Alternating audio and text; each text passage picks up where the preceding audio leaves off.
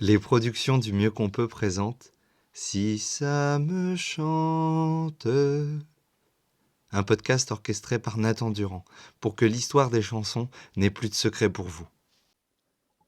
Nous sommes en 1955, 10 ans après que les terribles bombes atomiques américaines détruisant Hiroshima et Nagasaki aient mis un terme à la Seconde Guerre mondiale.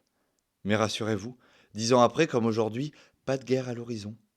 Après les horreurs passées, personne n'imaginerait relancer un conflit, pas de rivalité, aucun bloc qui s'affronte, ni rideau de fer coupant l'Europe en deux. La belle vie. Oh, la belle vie. Malheureusement pour nous, aujourd'hui nous ne sommes pas dans cette chanson de Sacha Distel, sur laquelle nous reviendrons peut-être un jour, car nous sommes en compagnie de Boris Vian. C'est un personnage multiple. En moins de 20 ans, il écrit des dizaines de romans, parmi lesquels J'irai cracher sur vos tombes, paru sous pseudonyme en 1946.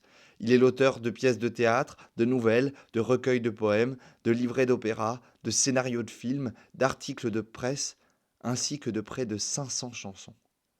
Boris Vian est aussi un musicien, grand amateur de jazz. Henri Salvador dira de lui « Il était un amoureux du jazz, ne vivait que pour le jazz, n'entendait, ne s'exprimait qu'en jazz. » Sa courte vie est marquée par ses 1000 talents.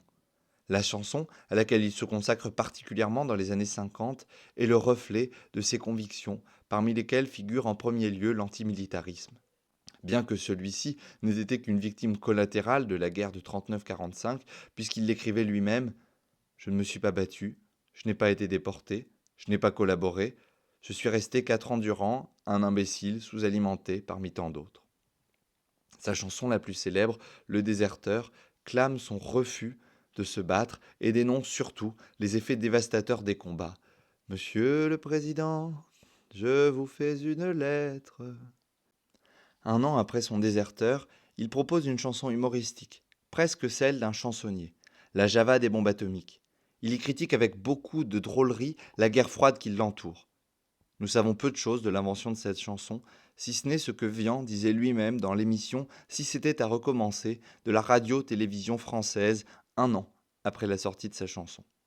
François Billedou lui demandait « Mais en ce qui concerne la Java des bombes atomiques, est-ce que vous êtes parti des paroles et vous avez ensuite confié ces paroles à un musicien ou vous êtes parti de la musique pour en faire les paroles ?» Boris Vian expliquait « Celle-là, c'est justement un exemple de chanson pour laquelle j'ai composé d'abord une musique trop facile et trop simple et qui ne m'a pas plu, mais qui m'a servi de monstre musical pour le rythme de la chanson. J'ai écrit 3 couplets. Ensuite, j'ai éliminé la musique et j'ai donné les paroles à mon pianiste, Alain Goraguer, qui a composé une superbe Java. » En confiant ainsi la composition de sa musique, Boris Vian se montre à contre-courant du rock and roll et des musiques américaines en vogue dans les années 50. Il ressort du grenier un style de musique et de danse très populaire dans les décennies 1920-1930. Cet air désuet rend sans doute indémodable cette chanson qui, dès 1955, avait un petit quelque chose de daté. L'histoire, qui peut sembler farfelue, d'un bricoleur fabriquant en amateur des bombes atomiques, elle n'en est pas moins le reflet d'une époque où on se fait la guerre sans tout à fait la faire, mais en la faisant quand même. Bref, une chanson farfelue sur une période farfelue. La drôlerie apparente ne cache pas pour autant le fond ô combien fort qui dénonce la folie ambiante.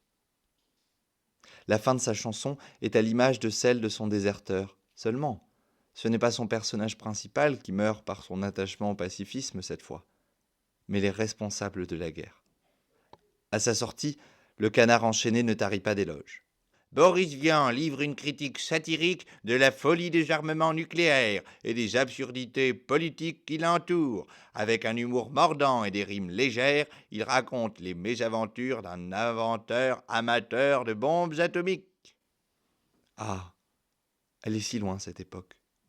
Aujourd'hui, personne n'imaginerait la brutale folie de relancer une guerre, qui plus est à l'heure où celle-ci ne pourrait s'accompagner que d'une valse de bombes atomiques.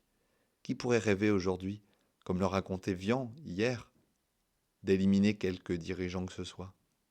La Java des bombes atomiques sera une chanson iconique de Boris Vian, à l'image de son déserteur, de On n'est pas là pour se faire engueuler, de Je suis snob ou de la complainte du progrès. Sa Java sera reprise par Serge Reggiani, offrant une magnifique version à la fin des années 60, mais aussi par le groupe comique musicien Les Charlots, par Mouloudji, Lavilliers ou encore Sanseverino et bien d'autres. Mais pour l'heure, nous sommes en 1955. Boris Vian sort un 45 tours intitulé Chanson impossible, sur lequel figure la Java des bombes atomiques. Désormais, vous connaîtrez l'histoire de la Java des bombes atomiques et vous pourrez la partager autour de vous, si ça vous chante. Et puis, comme disait Beaumarchais, puisque tout finit par des chansons. Mon oncle, un fameux bricoleur, faisait en amateur des bombes atomiques. Sans avoir jamais rien appris, c'était un vrai génie, question travaux pratiques. Il s'enfermait toute la journée au fond de son atelier pour faire des expériences. Et le soir, il rentrait chez nous et nous mettait en transe en nous racontant tout. Pour fabriquer une bombe, mes enfants, croyez-moi, c'est vraiment de la tarte. La question du détonateur serait tout en un quart d'heure, c'est de celle qu'on écarte. En ce qui concerne la bombage, c'est pas beaucoup plus vache, mais une chose me tourmente, c'est que celles de ma fabrication n'ont un rayon d'action de 3,50 m. Il y a quelque chose qui cloche là-dedans. J'y retourne immédiatement. Il a cherché pendant des jours, tâchant avec amour d'améliorer le modèle. Quand il déjeunait avec nous, il avalait d'un coup sa soupe au vermicelle. On voyait à son air féroce qu'il tombait sur un os, mais on n'osait rien dire. Et puis un soir pendant le repas, il y a tonton qui soupire et qui s'écrie comme ça. À mesure que je deviens vieux, je m'en aperçois mieux, j'ai le cerveau qui flanche. Soyons sérieux, disons le mot, c'est même plus un cerveau, c'est comme une sauce blanche. Ça fait des mois et des années que j'essaye d'augmenter la portée de ma bombe, et je ne me suis pas rendu compte que la seule chose qui compte, c'est l'endroit où elle tombe. Il y a quelque chose qui cloche là-dedans. J'y retourne immédiatement. Sachant proche le résultat, tous les grands chefs d'État lui ont rendu visite. Il les reçut et s'excusa de ce que sa cagna était aussi petite. Mais sitôt qu'ils sont tous entrés, il les a enfermés en disant « Soyez sages !» Et quand la bombe a explosé, de tous ces personnages, il n'en est rien resté. Tonton, devant ce résultat, ne se dégonfla pas et jouait les andouilles. Au tribunal, on l'a traîné, et devant les jurés, le voilà qui bafouille. Messieurs, c'est un hasard affreux, mais je jure devant Dieu, comme on a mes consciences. En détruisant tous ces tordus, je suis bien convaincu d'avoir servi la France.